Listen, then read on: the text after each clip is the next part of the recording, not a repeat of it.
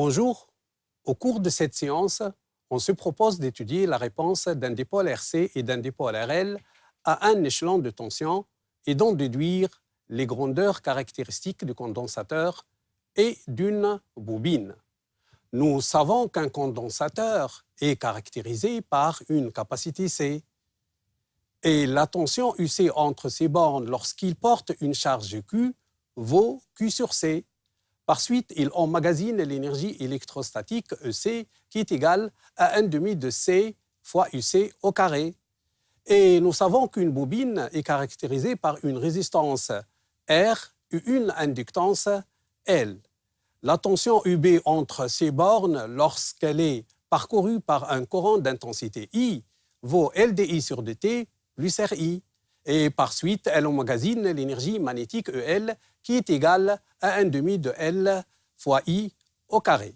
Alors, commençons à déterminer la capacité C du condensateur en réalisant le circuit ci-contre, avec R égale à 100 ohms et la FEME du générateur idéal de tension est égale à 10 volts.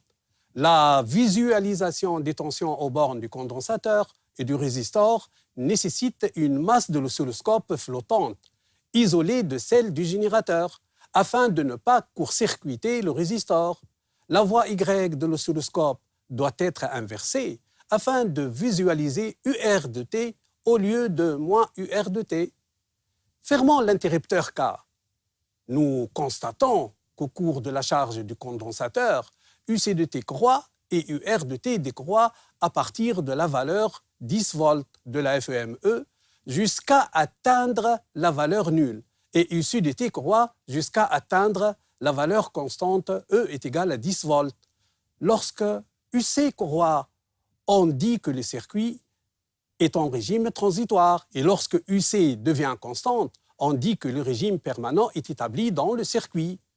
Pour interpréter ces résultats, nous allons appliquer la loi d'Émaille au circuit réalisé. D'après la loi d'Émaille, on a UR plus UC moins UG égale à 0. Avec UG est égal à E, UC égale Q sur C, UR est égal à R fois I qui est égal à R dQ sur dt qui est égal à RC de UC sur dt. D'où RC de UC sur dt plus UC est égal à E. La solution de cette équation différentielle est une exponentielle croissante d'équation UC de t est égal à E facteur de 1 moins exponentielle moins t sur tau, avec tau est égal à R fois C, la constante du temps du dipôle RC. Par suite, UR de t est égal à E exponentielle moins t sur tau est une exponentielle décroissante. Pour le chronogramme de UC de t obtenu, la constante de temps tau représente l'abscisse du point d'intersection de la tangente delta 0 à la courbe représentative de UC de t au point d'abscisse t égale à 0 et l'asymptote horizontale d'équation y est égale à 10 volts. Graphiquement, on trouve tau égale 40 millisecondes. De la valeur de tau, on tire C est égal à tau sur R qui est égal à 410-6 farad. Passons maintenant à déterminer la résistance et l'inductance L de la bobine. Remplaçons le condensateur par la bobine et visualisons les tensions aux bornes de la bobine et du résistor.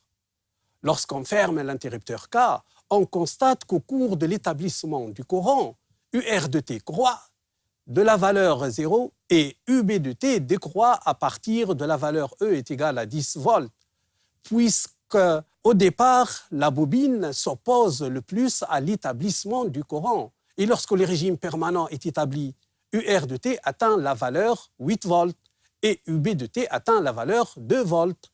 Et la bobine en régime permanent se comporte comme un résistor, puisque dans ce cas, elle ne s'oppose plus à l'établissement du courant.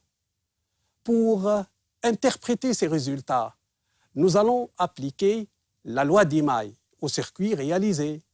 D'après la loi d'Émaille, on a UB de t plus UR de t moins UG de t est égal à 0, avec UG est égal à E, UR est égal à R fois I, et UB de t est égal à LdI sur dt plus RI. D'où L sur grand R plus petit r dI sur dt plus I de t est égal à E sur grand R plus petit r. La solution de cette équation différentielle est une exponentielle croissante. D'équation I de t est égale à E sur grand R plus petit r, facteur de 1 moins exponentielle moins t sur tau. Avec tau est égal à L sur grand R plus petit r, la constante de temps du dipôle RL. Par suite, UB de t est égal à E moins RI de t est égal à E moins grand R sur grand R plus petit r, E facteur de 1 exponentielle moins t sur tau est une exponentielle décroissante. Revenons à l'expérience réalisée.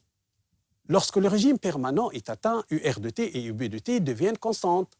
Après une durée d'établissement du courant égale pratiquement à 10 millisecondes, la valeur de UR vaut alors URP, qui est égal à 8 volts, et la valeur de UB vaut UBP, qui est égal à 2 volts. Exploitons ces résultats.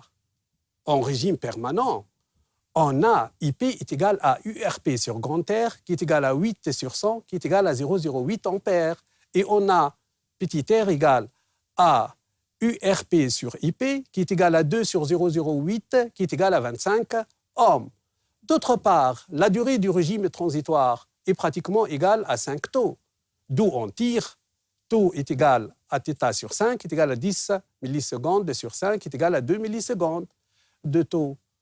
On détermine la valeur de L, qui est égale à grand L est égal à grand R plus petit r fois taux, qui est égal à 0,25 Henri.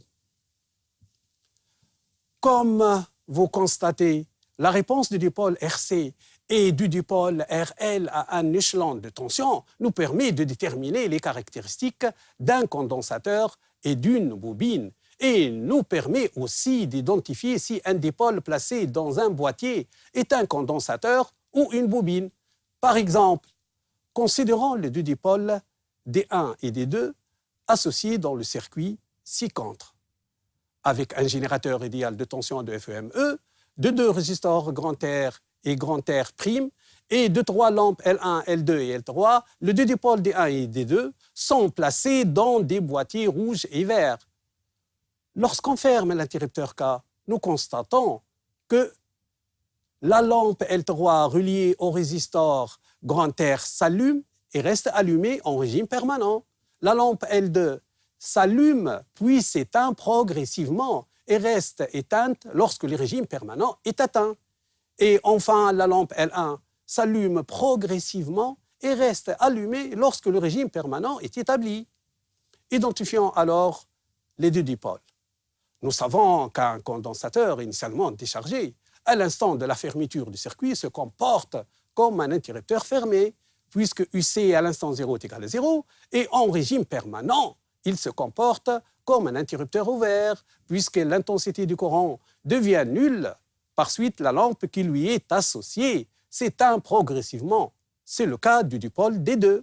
Et nous savons qu'une bobine, à l'instant de la fermeture du circuit, se comporte comme un interrupteur ouvert, puisque I à l'instant 0 est égal à 0, car elle s'oppose à cet instant le plus à l'établissement du courant, à cause du phénomène d'auto-induction.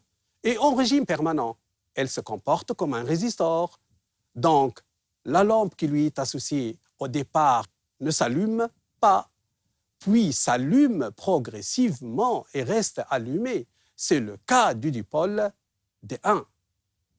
Effectivement, si nous enlevons les deux boîtes rouges et verts, nous voyons que le dipôle D2 est un condensateur et le dipôle D1 est une bobine.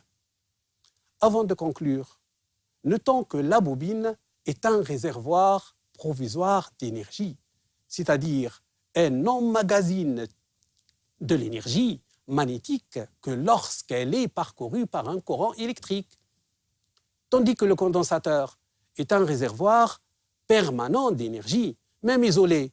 Il garde l'énergie électrostatique initialement emmagasinée.